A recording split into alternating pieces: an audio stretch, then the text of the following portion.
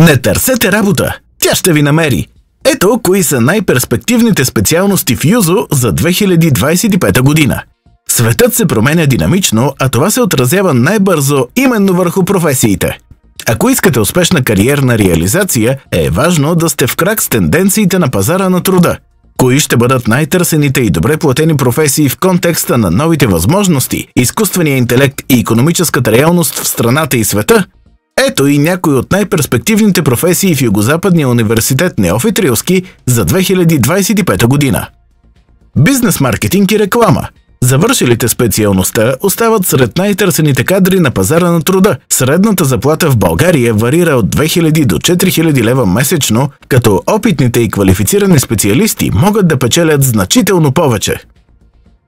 Медицинска сестра и акушерка. Възможността за реализация на завършилите тези специалности е практически 100%. Търсенето на кадри е огромно, а месечните възнаграждения варират от 1200 до 4000 лева в зависимост от опита и мястото на работа. Туризъм.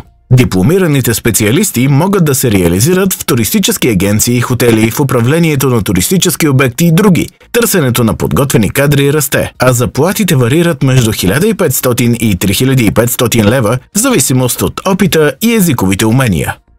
Информатика и информационни системи и технологии. Завършилите тези специалности в ЮЗО имат възможност за реализация като програмисти, графични дизайнери, IT-специалисти, разработчици на приложения и веб-съдържание. Пазарът е силно търсещ, а средната заплата в сектора е около 3-4 хиляди лева, като за опитни специалисти възнагражденията могат значително да бъдат по-високи. Медицинска химия. Възможностите за реализация включват фармацевтични предприятия и лаборатории в химичната, биотехнологичната и хранителната промишленост. Конкуренцията в България е ниска, а заплатите за лаборанти и специалисти варират между 1600 и 3000 лева месечно.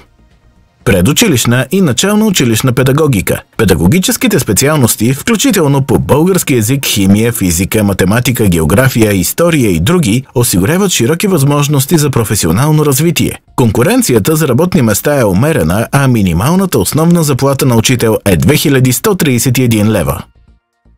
Национална сигурност. Завършилите специалността имат възможност да работят като експерти по сигурността в управленски и административни структури. Заплатите за младши експерти започват от 1500 лева, като могат да достигнат до 4000 лева за ръководни позиции. Психология. Психологията е сред най-перспективните специалности в условията на съвременната динамика. Очаква се нарастващо търсене на квалифицирани психолози през следващите години, което отваря множество кариерни възможности. Средната заплата на психолог в България варира от 1800 до 3500 лева, като в частния сектор са и по-високи. Търсенето е умерено до високо, особено в големите градове. Филмова и телевизионна режисура и монтаж.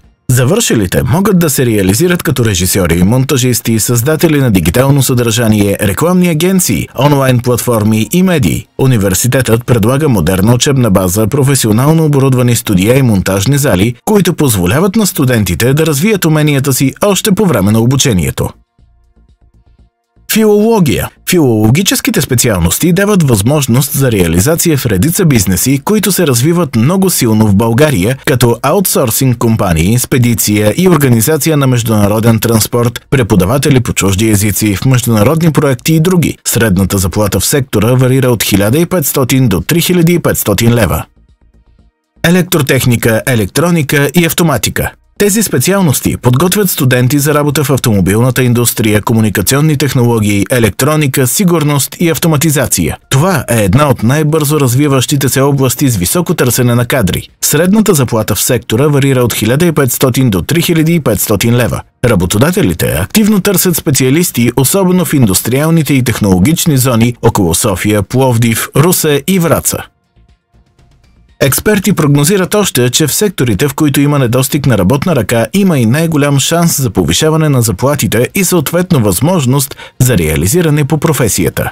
Традиционните професии, като икономисти, адвокати и счетоводители, остават предпочитан избор, а позициите в сферата на информационните технологии и дигиталния маркетинг бележат ръст поради новите възможности за реализация и дистанционна работа от вкъщи в големи международни компании в страната и в чужбина. Други специалности, които са в класацията с добри перспективни възможности, са връзки с обществеността, кинезитерапия, логопедия, международен бизнес, информационни системи и технологии, публична администрация, международни отношения, счетоводство и контрол.